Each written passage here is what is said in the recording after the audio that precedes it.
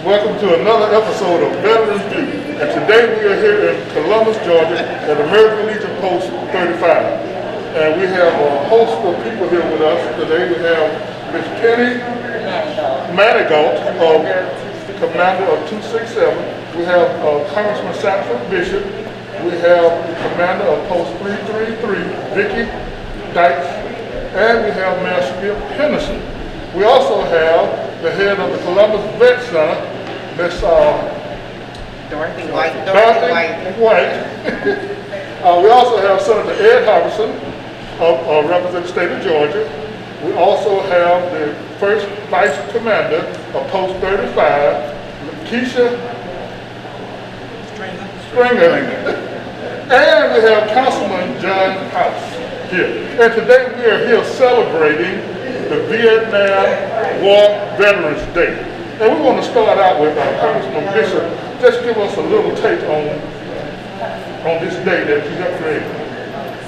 This is a very, very important and significant date because we give tribute to men and women who served in Vietnam and who were so unappreciated at the time of the war.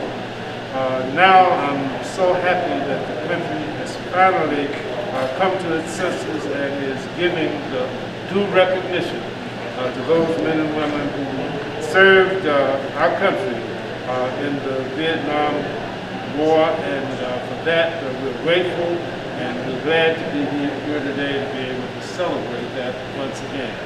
Thank you, sir, for that. And next we're going to ask Senator Ed Harbison, who is a Marine Corps veteran who served in Vietnam, to give us his take on today's program. Well, I certainly appreciate Commander Spring and all of the people affiliated with Post 35 here who put this program on to commemorate those veterans like myself who served in Vietnam, who came back to the country from Vietnam under a cloak of shame. And we were encouraged not to wear our uniforms when we came back, to make sure that people didn't attack us and spit upon us. So to see this go from that scene to this kind of scene is really much appreciated. I was in country 3 different times. We lost 50,000 people, combat veterans, 40,000 as you heard. And it's a big deal to have people in your own hometown, in your own home country, to say, we appreciate you, we love you, we care about you. I never met a veteran I didn't like. Men and women, I fight for you every day in the Georgia Senate, and I'll continue to do so. Thank you so much. Thank you, Senator Harbison. Next, we're going to ask Mayor Skip Henderson to give us his take, because his father did not come with him today. He stayed home. So you remember the times when you was home when your father was gone. Absolutely. So tell us your take on today. Yeah, he would describe it much more eloquently, but I will say that he's my hero. You know, this is just such an important thing to do, because I can remember as I got older, and we talked to my dad about the welcome they did, or rather they didn't get. And you know, these are people that answered the bell. These are people that Uncle Sam said, we need you to go fight for our freedoms and fight for our country. And they did it. They didn't ask questions. So a day like today, when we can publicly look in the eye and just say thank you so very much for your service, is really a big deal. And thank you. And make sure you tell your dad we said thanks as well. I will. Next, we're going to ask Councilman House, John House, who's a retired colonel from the United States Army, to say a few words about today. Well, I appreciate all that Vietnam veterans have done, because I came in the Army after Vietnam, and Vietnam veterans set the conditions for the success that people in my time in the Army had. So I can't thank them enough for what they did for us to set us up for what we were able to do later. Thank you, Councilman House. And we're going to go around to the different American Legion posts now, and we'll start with Ms. Penny. Thank you. I just want to say in honor of my late husband who passed a little over a month or 2 months ago. He was in Vietnam, soldier in 2 tours in Vietnam. And he had already had his honor done by Friendship Baptist Church 2 years ago, which was first. Okay, thank you, Penny. And we appreciate that, and we're sorry for your loss. Ms. Dykes, Vicki Dykes, a retired sergeant major, a command sergeant major from the United States Army. As he said, I am Command Sergeant Major retired Vicki Dykes, and I am commander of also American Legion Post 333. I am not a Vietnam veteran, but however, I stand on the shoulders of Eddie L. Roberts, who my post is named for. And to Lakeisha Stringer, I just want to say thank you so much for taking the time out to do this program, and thank you so much for including Post 33 in this. Thank you. And next we're gonna have Ms. Keisha Stringer, Post 35, the Senior Vice Commander, to give her take and how she came up with and set this program up. I appreciate that. This program came about by Mr. Ridley, Jamar Ridley from the Vet Center, that came to our post and said that he wanted to have this event. I have to give the credit to him and also to Mrs. Dorothy White from the Vet Center, who's the director. I just, as a post 9/11 veteran, as a 3-time Iraqi combat veteran, it meant so much when he came to us to have this program with all of our American Legion posts, because we stand in solidarity. We have a camaraderie like no other when it comes to the American Legion. And it took communication to make this happen. And I'm appreciative for all that came and stood and said that we will be a part of this, because it's a team effort always. Thank you. And as a member of American Legion Post 267, I am a retired Navy veteran. I just want to say thank you to you all, and especially our Vietnam veterans, because as Colonel House said, we stood on the shoulders of great men and women who had came before us. So again, we thank you for everything that you do for the veterans in this community, in the Chattahoochee Valley. Thank you again. Let me thank American Legion Post 35 for inviting me to spend a few minutes with you today as we remember and celebrate National Vietnam War Veterans Day. I can remember very, very vividly when the Vietnam War started. I was in high school.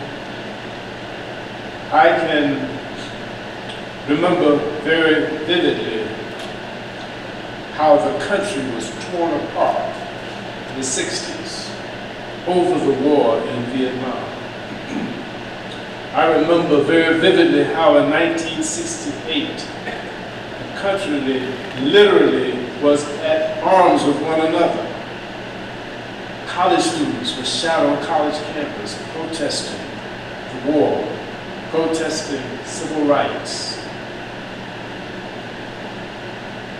Military personnel, as you have heard, our soldiers, our airmen, our Marines were not held in high esteem. They were shunned, they were cursed. I reflect on after Desert Storm, gliding on an airplane and having the power come on the public address system and say, ladies and gentlemen, we thank you for flying with us today, but we want you to take a moment to thank the veterans that we have, the armed services members that we have on this flight for their service. And the plane erupted in applause. That's the difference between the legacy that Vietnam veterans created so that we could finally, as a country, come together and appreciate the service of those people who paid the price for the freedoms that we enjoy. For me to reflect on Vietnam is a very emotional experience. I guess must consider myself a Vietnam era veteran as opposed to having been a Vietnam veteran. But let me just put it in a very, very personal context. When I think about Vietnam, there are 4 people that were dear to me that I have to mention. 2 of them are alive and 2 of them are deceased. When I was in 10th grade, I was a senior that was in my 10th grade Spanish class. His name was Oliver Beaton. He graduated from high school. He had a twin sister whose name was Olivette Beaton. He was drafted into the Army and went right off to Vietnam. Before I graduated 2 years later, Oliver Beaton was back in Mobile, Alabama, defuneralized as a casualty from Vietnam. Then there was my friend in college. His name was Carl Isaacs. At Morehouse College, 64 to 68, there were great debates on campus, as were debates in the country. On the Vietnam War, Dr. Martin Luther King took a very, very principled stand against the war. And so there was a lot of chatter, a lot of discussion about it. One of my schoolmates by the name of Carl Isaacs, regular guy, belonged to Omega Psi Phi fraternity, a party guy, was drafted right out of college, and he went to Vietnam. The next year, word came back to the campus that Carl Isaacs had been killed in Vietnam. Fast forward, 1970s, mid-1970s, I am here in Columbus, Georgia, practicing law in the Commerce Building. In the basement of that building was a nightclub called Eternity, who these bone fragments and skeletons belonged to. I presented my list to the officials in Vietnam, ours, from Georgia, from Alabama. No positive response. I got back to Georgia, got back to Washington, and I got a call about 2 months later. The call was that they had gotten DNA from Thaddeus Williams' brother, Eldridge, with whom I grew up, and they were able to confirm the identity of his remains by virtue of that DNA. And he had a photographer who was on that flight, whose job it was to take pictures as they flew over. His remains were also identified. As it turns out, Thaddeus's mother and father, his mother, of course, had passed away, but his father, his sister and brother had been in touch with the family of his photographer, who was from Pennsylvania. Thaddeus was black, this fellow was white, but they were a team in that reconnaissance. Those families had been communicating with each other from 1965 up until 1999, and they felt a kinship. That is, his father passed. The mother and father of the photographer passed. So the sisters and brothers of those 2 soldiers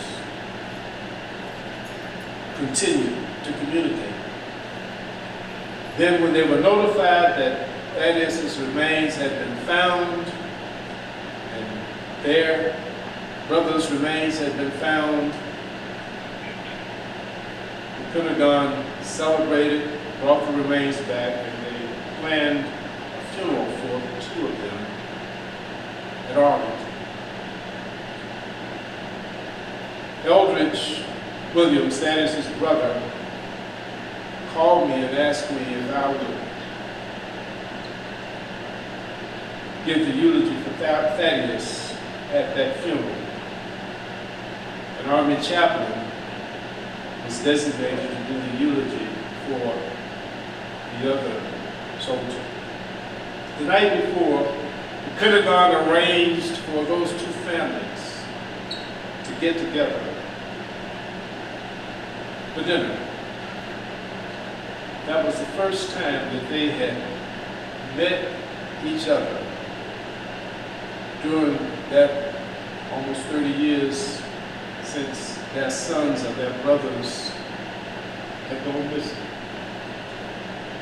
They were able to bond once again, although the parents had died, the siblings bonded. The next day we had the funeral, and I spoke about that. We grew up in a community called Creek Circle. And as in many communities back then, people knew one another, they lived from one house to the other, and the children grew up together. So there were a number of people from Mobile who came to the Arlington Cemetery for that funeral. People who had lived in that Creek Circle community. Some were famous. Fred Wesley, who played trombone for the James Brown Band, was the neighbor. He and Thaddeus played trombone together in the high school band. Fred's brother and sister, who grew up across the street from Thad, they were there from California, from Colorado. And then there were Mr. and Mrs. Etheridge, who lived 2 doors down, who happened to be living in Washington, D.C. Mr. Etheridge having retired from the National Education Association. They were there. And of course, I was there to speak. And what I talked about, Creek Circle, is the fact that our circle had been broken. And Thaddeus was shot down.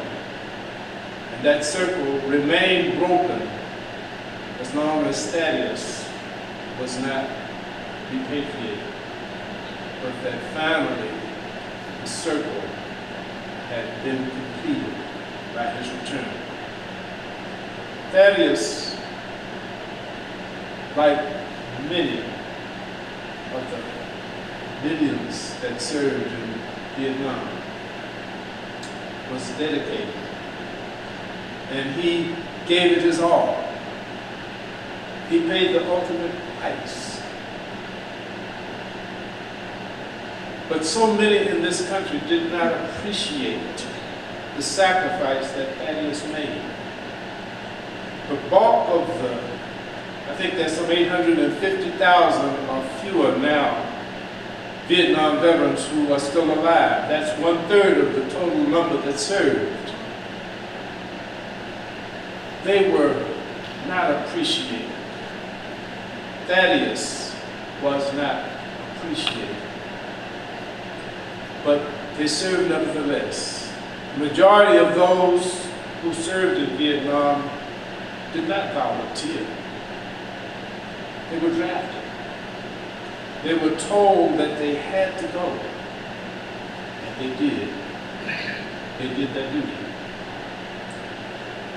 We owe so much in this country. Men and the women who paid the price for the freedoms that we enjoy, that we take for granted every day. And so as we celebrate National Vietnam War Veterans Day,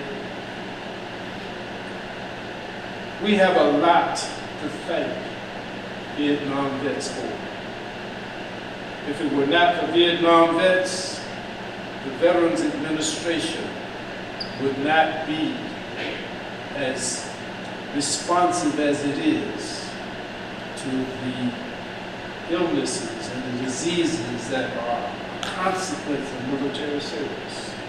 is because Vietnam veterans fought hard and consistently and continuously for years to get recognition of the damage of being exposed to Agent Orange. Even today, I'm representing veterans who had children with spina bifida as a result of being exposed to Agent Orange. And I could go on and on with the developments and improvements that have come to the VA because Vietnam veterans took a stand and continue to fight. So, for those who are currently serving, you stand on the shoulders of Vietnam vets, just as they stood on the shoulders of those who served in all of the wars before. But the one thing that you all have in common is that you served and you sacrificed for your country. Our country owes you a debt of gratitude that we can never, ever repay. And as your representative in Congress, I am convinced that when you stepped up and took that oath, raised your hand, and swore to defend our Constitution against all enemies, foreign and domestic, that our country wrote a check to you for benefits, support, because of the sacrifice you made. And as your Congressman, I have committed myself to make sure that that check never, ever comes back off to its official funds. We're going to do everything that we can, and our country should do everything that we can to support our veterans.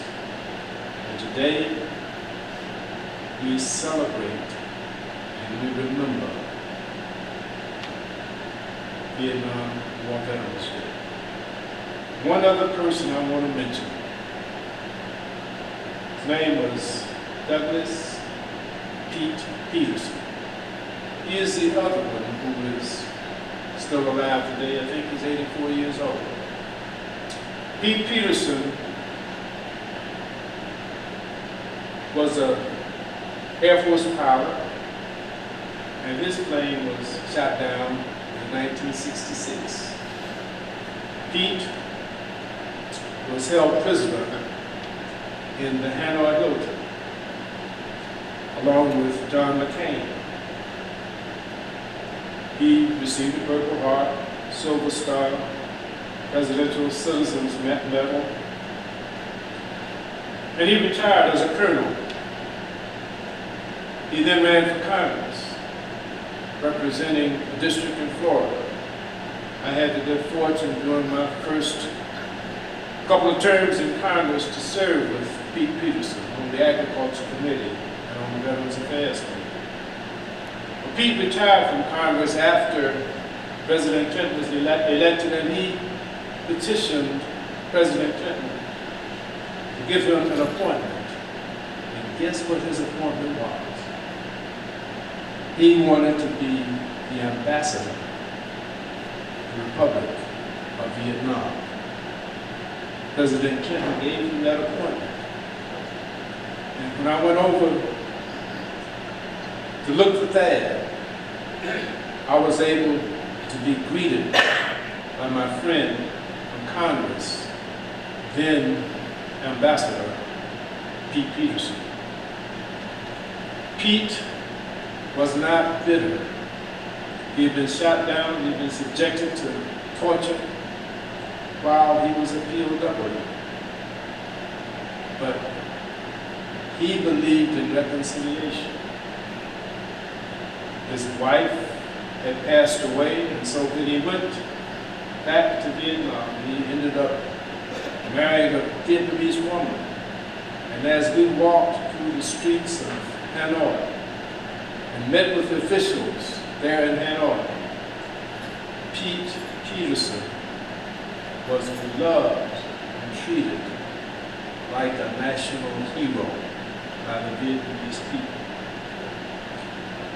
the way that history allowed those attitudes to be changed, reconciled, because of what America stands for, and because of the sacrifice of people like PPs, is what makes America the greatest country on the face of the earth, and makes me proud to be able to come here. American Legion Post 35, to say thank you to our veterans, all of our veterans, but thank you especially today to our Vietnam War veterans. Happy Vietnam War Veterans Day to all.